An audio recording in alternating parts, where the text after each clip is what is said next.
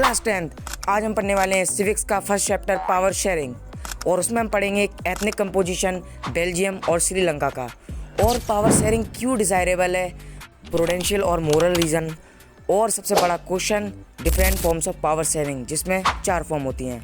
This is Vishesh Diwakar, welcome to my channel. तो सबसे पहले हम पढ़ने वाले हैं एथनिक कंपोजिशन ऑफ बेल्जियम। तो डायग्राम देखो, तो जो येलो वाला पार्ट है उसके ऊपर हमारी नीदरलैंड है, और राइट साइड में अपना जर्मनी, और साउथ वेस्ट में है हमारा फ्रांस। तो लैंग्वेज के हिसाब से समझो, नीदरलैंड में क्या है, लोग वाग डच लैंग्वेज बोलते हैं, ठीक है। फ्रांस में फ्रेंच, जर्मनी में जर्मन। बेल्जियम की आसपास की कंट्री समझ गए। अब बेल्जियम में समझो, जो येलो वाला पार्ट है वो हमारा फ्लेमिश रीजन है, जो रेड वाला पार्ट है वो वैलोनियन रीजन। अब सोचो येलो वाले पार्ट में कौन सी लैंग्वेज बोली जाएगी, नीदरलैंड उससे अटैच है, मतलब कि येलो वाले पार्ट में भी कौन सी लैंग्वेज बोली जाएगी, डच। रेड वाले एरिया में कौन सी लैंग्वेज बोली जाएगी, वो फ्रांस से अटैच है, मतलब कि फ्रेंच बोली जाएगी।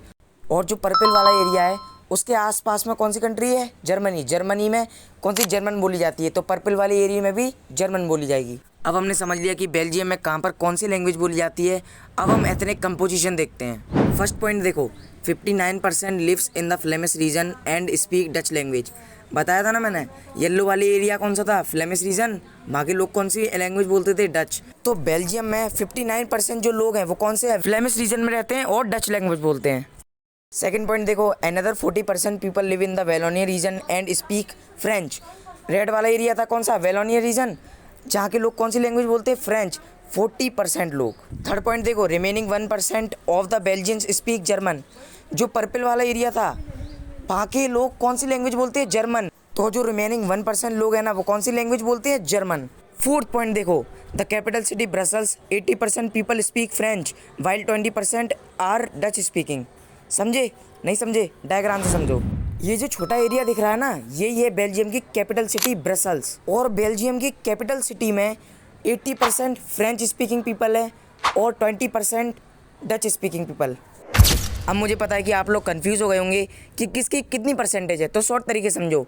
सबसे पहले कंट्री में 59% Dutch speaking people, 40% French speaking people, 1% German speaking people. और अब कैपिटल सिटी ब्रसल्स में 80% French speaking people, 20% Dutch speaking people. अब एथनिक कंपोजिशन ऑफ श्रीलंका। सबसे पहला point, Sri Lanka has a diverse population, मतलब बिहार जितनी पॉपुलेशन है श्रीलंका की। Second point, the major social groups are the Sinhala speakers 74% and the Tamil speakers 18%। और श्रीलंका में तमिल स्पीकर्स है ना जो 18%, उसके भी सब ग्रुप्स हैं। एक है श्रीलंकन तमिल्स और एक इंडियन तमिल्स। श्रीलंकन तमिल्स कौन से हैं, थर्ड पॉइंट देखो, Tamil natives of the country are called Sri Lankan Tamils, जो मतलब श्रीलंका में ही रहते हैं और वो तमिल भाषा बोलते हैं, ठीक है। Fourth point, the rest whose forefathers came from India as plantation workers during colonial period are called Indian Tamils.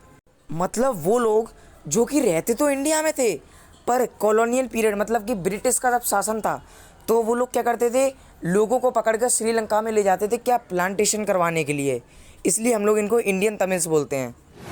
अब हम पढ़ेंगे रिलीजियस कंपोजिशन श्रीलंका के पीपल्स का।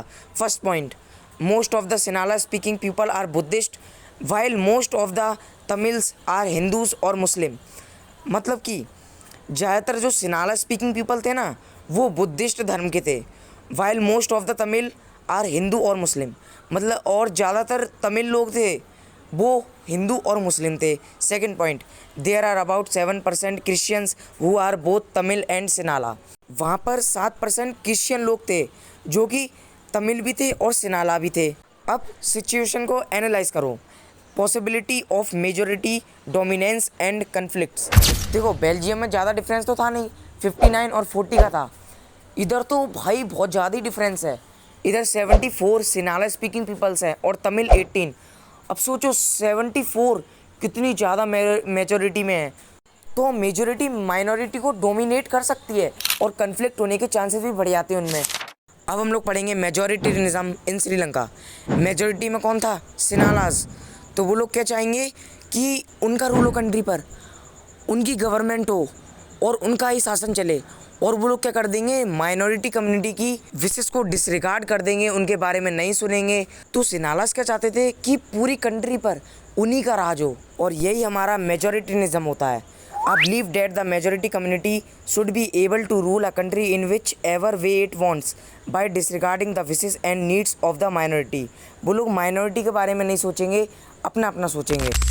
अब हम पढ़ने वाले हैं कि सिनालास ने श्रीलंका में स्टेबलाइज कैसे किया अपनी सुप्रीमेसी को, या तो ये भी बोल सकते कि मेजोरिटीनिज्म कैसे प्रैक्टिस की। और ये जो कलरफुल वर्ड लिखे हैं ना, उसको कंटेक्स्ट में पढ़ते हुए चलना है। फर्स्ट पॉइंट देखो, in 1956 an act was pass to recognise Sinhala as the only official language thus disregarding Tamil. तो सिनाला लोग थे ना, तो उनने क्या सोचा कि सिनाला को ऑफिशियल लैंग्वेज बना दो, कहाँ की, श्रीलंका की।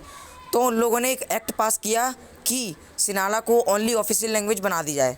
सेकेंड पॉइंट देखो, the governments followed preferential policies that favoured Sinhala applicants for university positions and government jobs.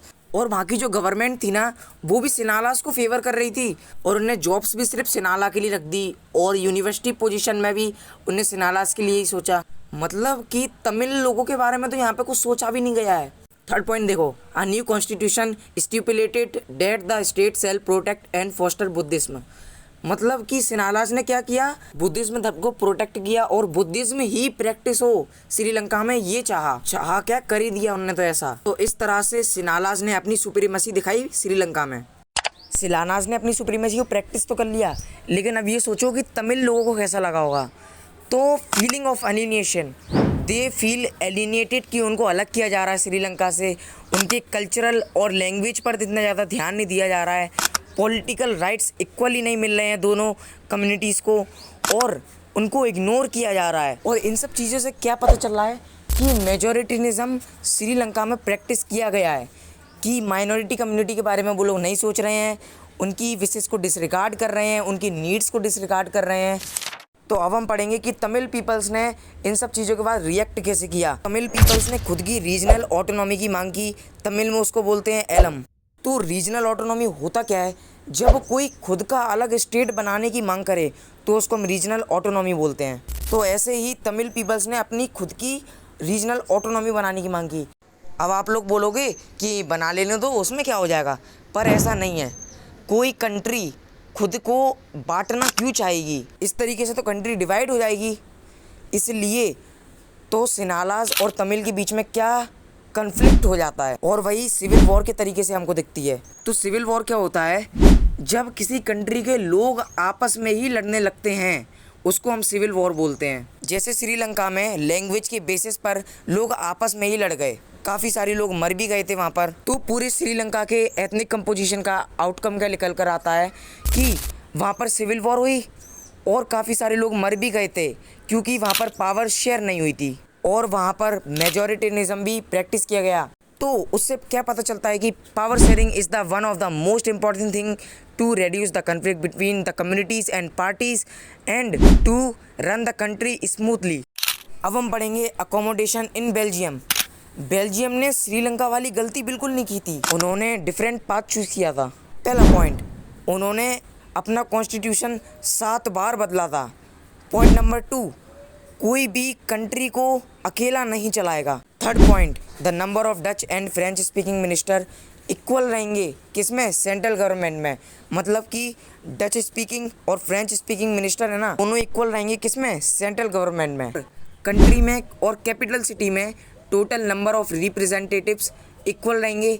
और उन्होंने एक चीज़ और बनाई, कम्युनिटी गवर्नमेंट। अब आप लोग सोच रहे होंगे ये कम्युनिटी गवर्नमेंट क्या होता है। कम्युनिटी गवर्नमेंट होता है जैसे कि डच और फ्रेंच स्पीकिंग पीपल दोनों अलग अलग कम्युनिटी के हैं, तो वो लोग अपने हिसाब से अपनी अलग अलग कम्युनिटी में अपने हिसाब से एजुकेशन, कल्चरल और लैंग्वेज के बेसिस पर डिसीजन अलग अलग तरीके से खुद लेंगे। जैसे डच कम्युनिटी के लोग हैं तो वो लोग अपने लैंग्वेज के हिसाब से अलग डिसीजन लेंगे, और जो फ्रेंच स्पीकिंग पीपल हैं वो अपनी लैंग्वेज के हिसाब से या कल्चरल, एजुकेशन, किसी भी हिसाब से अपने अलग डिसीजंस लेंगे। अब देखो, बेल्जियम में पावर शेयरिंग हुई है, दोनों में इक्वल पावर शेयर हुई है, कम्युनिटी गवर्नमेंट इक्वल है, दोनों के रिप्रेजेंटेटिव मेंबर्स इक्वल हैं। कंट्री को कोई अकेला नहीं चला रहा है, दोनों मिलकर एक साथ चला रहे हैं। अब पावर शेयरिंग क्यों ज़रूरी है, मतलब कि डिज़ायरेबल है, तो उसके दो रीज़न होते हैं, प्रूडेंशियल और मोरल रीज़न। प्रूडेंशियल यानी कि समझदारी भरा निर्णय। समझदारी भरा निर्णय क्या हो जाएगा, अगर हम इक्वल पावर दे देंगे सभी को तो ये समझदारी भरा निर्णय होगा। और अगर सबको इक्वल पावर मिल जाएगी तो वो लोग लड़ेंगे नहीं और स्टेबिलिटी बनी रहेगी। मोरल यानी कि नैतिक निर्णय। अगर आप अपने आप को डेमोक्रेसी बोल रहे हो, अगर आप डेमोक्रेसी हो तो पावर शेयर करना तो बेसिक स्पिरिट है। तो मोरल रीज़न क्या है, द स्पिरिट ऑफ डेमोक्रेसी। अगर डेमोक्रेसी है और पावर शेयर नहीं हो रही है तो झूठी मूठी डेमोक्रेसी से काम नहीं चलेगा। और ख़ास करके वो लोग जिन्हें आप इन्फ्लुएंस करने वाले हो, जिन पर आपके निर्णय से प्रभाव पड़ने वाला है, उन्हें अगर आप डिसीजन मेकिंग में शामिल करोगे तभी तो ट्रू डेमोक्रेसी कहलाओगे। और मोरल रीज़न में पीपल अपनी चॉइस से गवर्न हो सकते हैं।